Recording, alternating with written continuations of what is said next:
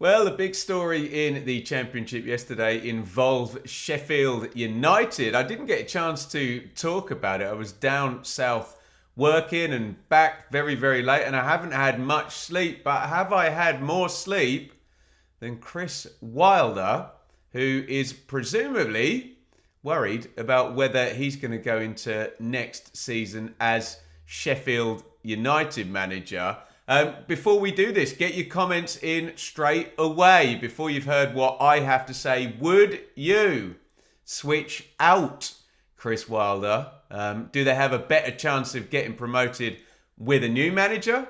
Let me know who that is. Or do you think they should see this out into year 2 of their parachute payments and near miss last season and go again with Chris Wilder? So the stories that were all breaking yesterday, and reputable sources, and once it broke, all of the kind of big platforms and outlets went with it, are that there is going to be a board meeting at Bramall Lane and Wilder's future will be discussed. And apparently there is a split in the board. Some people want to keep him and some people do not. Now, first of all, I never know how this stuff gets leaked. I really, really don't. There's normally arguments that it would benefit side A, i.e. those people that want him gone, for this to be leaked to the press, because it kind of gets the idea out. And honestly,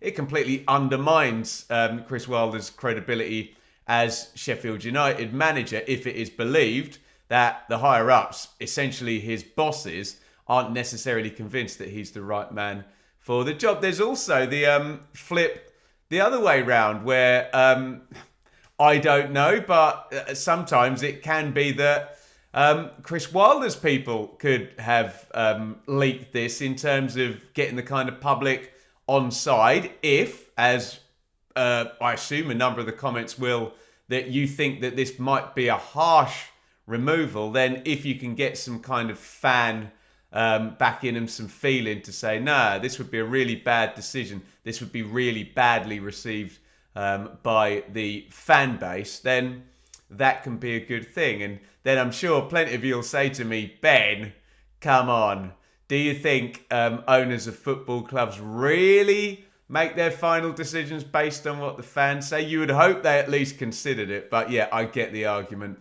that it may not even be relevant. So anyway, news is apparently out and leaked from whatever source that this is happening. So how do we feel about this? We can talk about Wilder's kind of credentials based on where he is in the job at the moment. But in terms of the history, obviously, this feels like a manager that is so particularly aligned with one club. I know he did good work at, where was he? Oxford?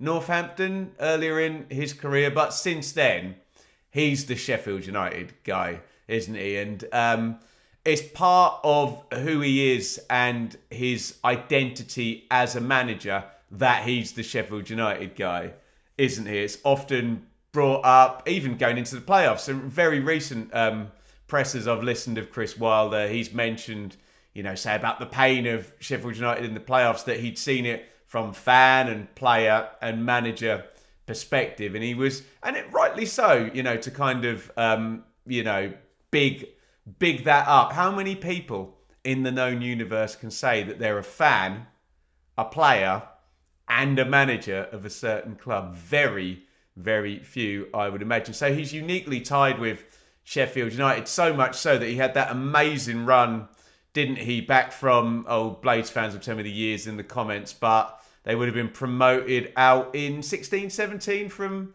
League One, then stabilised in 17-18, and then promoted in 18-19, quite brilliantly, I've got to say, and 9th place in the Premier League. You take that for a promoted team now, second place Championship and then 9th place in the Premier League. Got the chance to be a fine thing with the way things are at the moment. But there's plenty of videos on the channel of me ranting about the chasms between the EFL and the Premier League. Obviously, it went south, didn't it, after that? And there was a terrible run in COVID. just a massive, massive losing streak. I can't remember how many games it went to in the end. They just lost every game from the start of the season, didn't they? And Wilder went out, but he came back. And he came back in dire straits in the Premier League again, which takes us to last season and the job Chris Wilder is doing, and whether or not that means that he should be kept on for another season. Before I even give my opinion on that, there is an argument that all of that is irrelevant and it doesn't matter what he did last season or what he's done in the, in his life, fan, player, manager at Sheffield United, because what are the conglomerate called? US-based sports consortium COH Sports took over in December. So we have another situation where we have new owners going in at championship level. Investors in football bloody love championship investments, don't they? Or even League One, we've seen people go in there. Why? Because you don't have to pay the premium for a Premier League football club, but you can buy one that might become a Premier League football club. And then, the deal, in come those sweet TV revenues. That's what it's all about. Get that on your hit sheet or whatever it's called in investment terms, your asset base. I don't know. I'm a bloody musician from Ipswich. This is where football's gone, isn't it? But the point I often make on the channel, and look, some people fervently disagree with me on this, and that's fine, because this is opinions. Keep it polite. I always give a new owner a pass if they remove the incumbent manager at the club they buy. Some people totally disagree with me on that, and that's fine. It's completely subjective, but my belief is that if you buy something in life that exists in a certain way when you purchase it and it's then yours, it's kind of your right to then shape it and change it and use it as you see fit. Obviously, there's a consequence for doing that. It might be a terrible idea, but I think if you do the deal and you have the the assets to be able to make the purchase, then that's kind of your right. So I do give owners a pass. We were talking about Hull on the channel, and we had Mr. Ilachali come in to Hull. Grant McCann, incumbent manager, he did a great job taking Hull straight back from League One. That wasn't an easy job, and the only reason Mr. Ilachali was getting a championship asset was because of Grant McCann's excellent work getting them promoted from League One. And he immediately just took him out and put his own manager, Shota Arveladze, in, who was absolutely terrible, and gave him good money. And you sit there thinking, oh, if you'd have given that to Grant McCann, maybe things would have been different. And where is McCann now? Is he Doncaster? He's just got promoted, actually, again, hasn't he? But that's by the by. It is relevant, obviously. I'm making the comparison here. That you can do that. Now, obviously, these owners haven't drastically come in December and removed Chris Wilder with Sheffield United in the midst of a pretty fearsome automatic promotion battle. But they've obviously given him, well, how many months has it been? December, January, February, March, April, May, June. We are into month 7 of their ownership, and now the discussions begin in the close season. And I think if you're a reasonable football fan and you're talking about owners coming in, you would suggest that it's not the most crazy thing in the world to be saying, okay, let's do a review now of this asset we've bought. We can't do it in the season. And obviously it's massive, the difference between your assets. It's a football club, but I'm talking about it from an owner's point of view. A great football club. You know what I'm doing here, guys. If your asset is a Premier League asset versus a Championship asset, how can you... They're like oceans, chasms apart, aren't they? How can you plan until you know what that is going to be at the end of the season? But it is a championship asset. And this, 10 minutes into this video, is where we actually get to discuss Wilder, the manager, and how harsh this would be. Forget ownership, forget money, based purely on his performance. Well, let me just nail my colours to the mast. Based purely on his performance, I would not be sacking Chris Wilder right now. Purely on performance. People may disagree with me, that's fine. I think he did a good job last year. Leeds United got 100 points. Burnley got 100 points. So I know we're in a weird time in the Championship where there's a paradigm shift and the parachute teams are now not scoring 85 to 90 points. They're scoring 90 to 100 points. So factually, statistically, even though Sheffield United were also a parachute team, but statistically last season was the most difficult season of all time ever in Championship history to win automatic promotion. Okay? And he missed. And they had a points deduction. Only 2 points. Okay, that didn't make the difference. He didn't miss by 2 points. Fine. But it doesn't help. And there was some chaos, wasn't there, in last summer. We didn't know what was happening with ownership. And obviously we've mentioned that rumbled through to December, didn't it? That didn't help. There was a big churn in squad. I get the argument that any relegated team, there's a big churn because we have a stupid system where there's this horrible purgatory that you move into a league in between leagues, you know, parachute land in between the Premier League and the EFL, where you're the poor relation of the Premier League, but you're dominant at EFL level. And when you come down, you have to sell at least 2-3 of your best players, and it's stupid. It's a stupid system. You know my thoughts on it, that a club gets relegated from the Premier League and no, they, however stable they are, they can't just continue and say, no, we're going to try and stay, you know, relatively with the players we've managed to build up in this excellent team. No, they tend to have to reset, don't they? Wilder did that, and in the main, they were very good, and they finished on 90 points. Now, is this a criticism or praise that Sheffield United won a lot of tight games during the first 2/3 of last season? You can argue it both ways. If Chris Wilder was a better coach, would the team have been better, and would they have been winning by 2 goals instead of 1? That seems a bit churlish and unfair. I don't believe it myself. I think it's more like, was Chris Wilder a force of nature and a driving force behind that team and tweaking in games and aggressively going for wins when maybe Leeds were a bit more comfortable controlling games and scoring tons of goals and 100 points? Burnley, we know how they controlled games. They didn't concede any goals and went unbeaten for half a season. So was Wilder actually pushing, and was it as a consequence of Wilder's management that they were winning the tight games, or was it in spite of Wilder's management that they weren't better? We'll never know, and it's a fun debate, and also you can debate the strengths of the squads. What we do know is that third place usually wins the playoffs.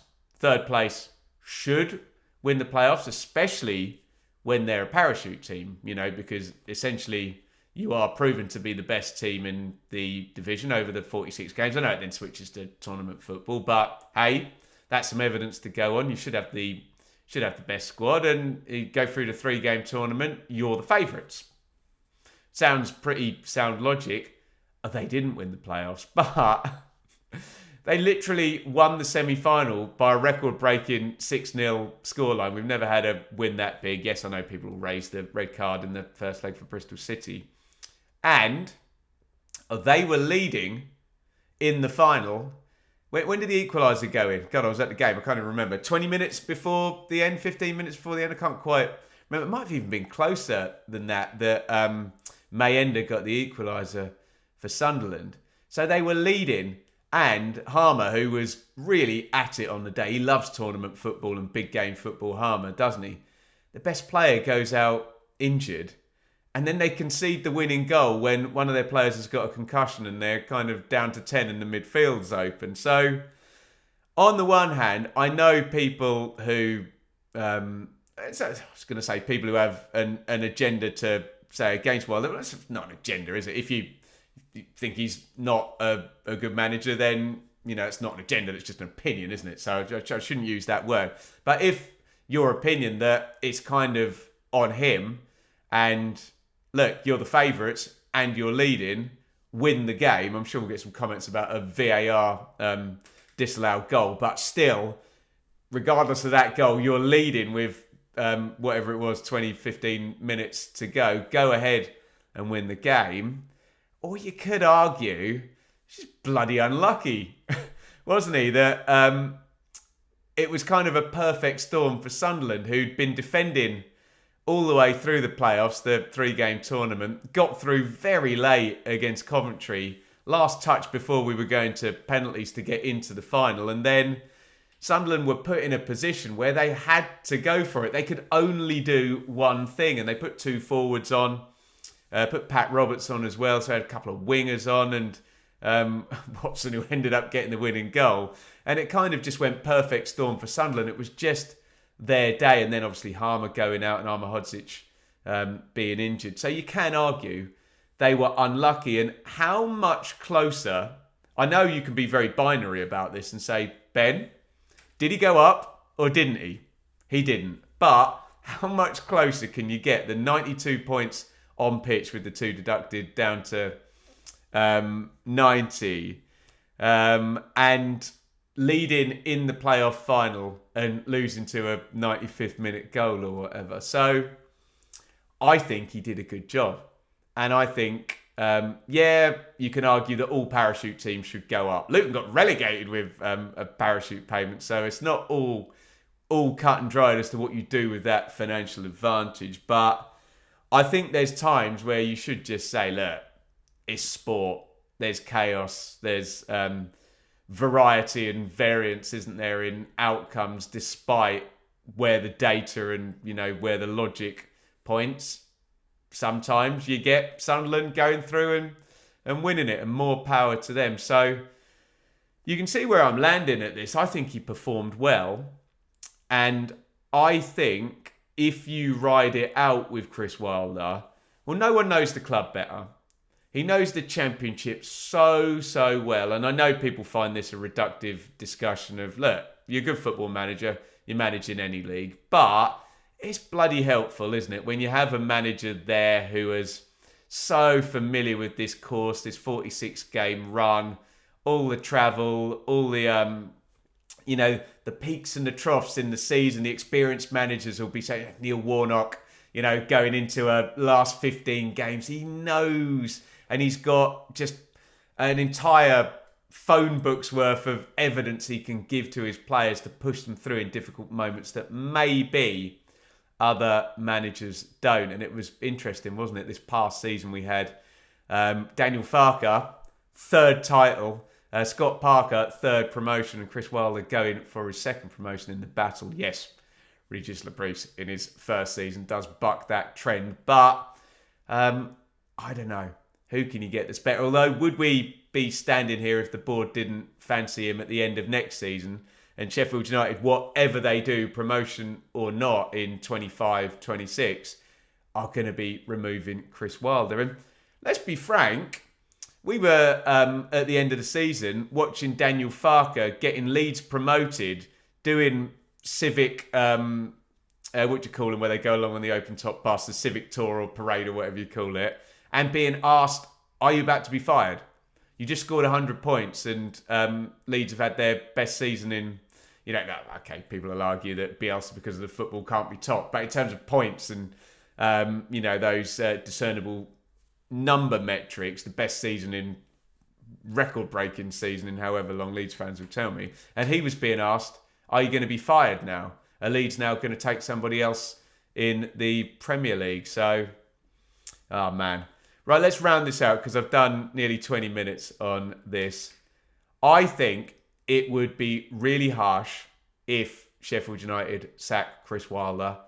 I would keep him, and even if you're going to do him a deal that pays him a ton of money if he gets them into the Premier League and, you move on then. I just don't know who you bring in who's a better fit right now. It's not that someone else is not going to be a really, really good fit and good fit enough to get them promoted. I just don't know if you get a better fit. But that is my take. I think it would be really harsh, but I do give owners a pass. One pass on removal of incumbent manager at whatever point they see fit. Remember the outcry when Southampton took out Nigel Adkins and put Maurizio Pochettino in? Sometimes everyone thinks it's the wrong call, and then you look back and go, Adkins or Pochettino? It's a non-discussion now, isn't it? No offence to Nigel Adkins, but Pochettino was an incredible manager in the Premier League for many, many years, and nobody questions that now after the fact. Let me know your thoughts in the comments. Please, please, we don't need anybody to insult the appearance of Chris Wilder, because this tends to happen in the comments quite a lot. There's no need, is there? We can be a bit more grown up than that. Talk to me about him as a football manager, and whether or not he should be removed and replaced, or he should have another go, the year two, or the final year, in fact, of the Sheffield United parachute payments. Can he get them back into the Premier League? And it would be, League One, Championship, be his third promotion with Sheffield United if he could do it. He came close last season and didn't manage it. Should he get the chance? Let me know your thoughts in the comments. And have a click up here. I joked at the start of this video, we're going to try and predict all of the managerial manoeuvrings with the available jobs in the EFL and one in the Premier League. And I'm already wrong because of news about Justin Cochrane and Thomas Frank and Brentford yesterday. But do go and check that video out and get your views on the other open positions with a bit more context a day later than I had. And let me know, Chris Wilder, in or out next season.